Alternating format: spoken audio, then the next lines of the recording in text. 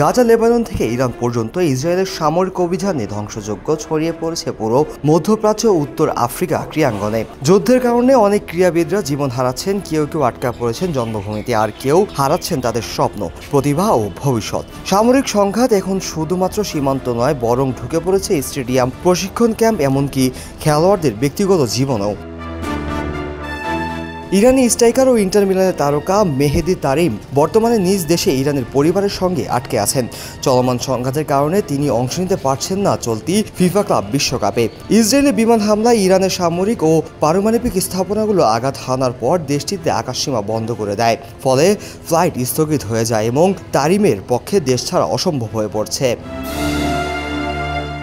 Inter Milan club সূত্র থেকে জানা গিয়েছে, তারা ইতালিতে অবস্থিত ইরানের কর্তৃপক্ষের সঙ্গে যোগাযোগ রক্ষা করছে এবং খেলোয়াড়কে মানসিক সমর্থনও দিচ্ছে তারা। তবে নিরাপত্তাজনিত কারণে এখন পর্যন্ত কোনো কার্যকর সমাধান পাওয়া সম্ভব হয়নি। নিজেদের ইনস্টাগ্রাম স্টোরিতে তারিম লিখেছেন, ইরানকে একা থাকতে দিন।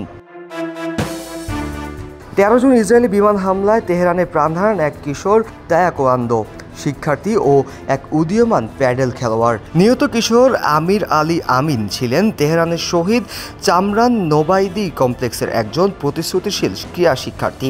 আহত হন তার বাবা রেজা আমিন, যিনি পরে মারাও যান।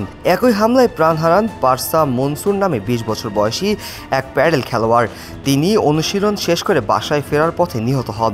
গাজায় ইসরায়েলি বিমান হামলায় নিহত হয়েছেন ফিলিস্তিন জাতীয় ভলিবল দলের অধিনায়ক আহমেদ আল মুতিফ। তিনি জাবালিয়া ইউথ ক্লাবের হয়ে খেলতেন এবং ফিলিস্তিনের পরিচিত মুখও ছিলেন।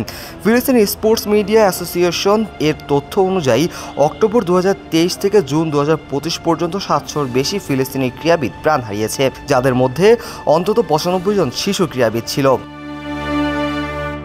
এছাড়া নিহত হয়েছেন আরও 2 ক্রীড়াবিদ, হ্যান্ডবল কোচ আহমেদ হারুন ও খেলোয়াড় আনাস আল দেবজি। হারুন নিহত হন নুসরাত শরণার্থী শিবিরে তার বাড়িতে গোলাবর্ষণ এবং আল দেবিজ নিহত হন দেহির আল বালাতে বিমান হামলায়। পিএসএমএ আরও জানিয়েছেন, চলমান যুদ্ধের কারণে গাজা অঞ্চলে ধ্বংস হয়ে গেছে অন্তত 273টি ক্রীড়া অবকাঠামো, যার মধ্যে রয়েছে স্টেডিয়াম, জিমনেশিয়াম ও বিভিন্ন ক্রীড়া ক্লাব। চলমান ক্লাব বিশ্বকাপে অংশ নিচ্ছে মধ্যপ্রাচ্য ও উত্তর আফ্রিকার ক্লাবগুলো আল আহালি, অ্যাসপেরেন্স দে তিউনিস, ওয়াহিদ কাসারাঙ্কা এবং আল আইন।